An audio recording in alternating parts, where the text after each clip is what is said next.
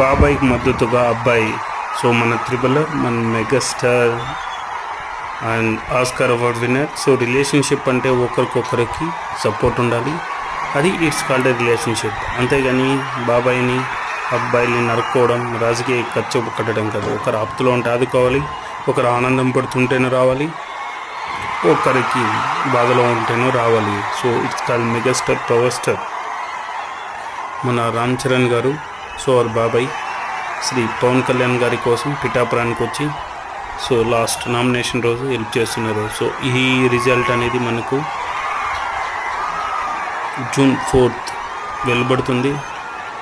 ఖచ్చితంగా ఒక 50,000+ మెజారిటీతో శ్రీ పవన్ కళ్యాణ్ గారు విన్ అవుతున్నారు. సో మనం అందరూ ఎంజాయ్ చేయగలుగుతున్నాం. సో విన్ అయ్యాక సో రాష్ట్రాన్ని రూపురేఖలు దిశ మారుస్తారని అనుకుంటున్నాం.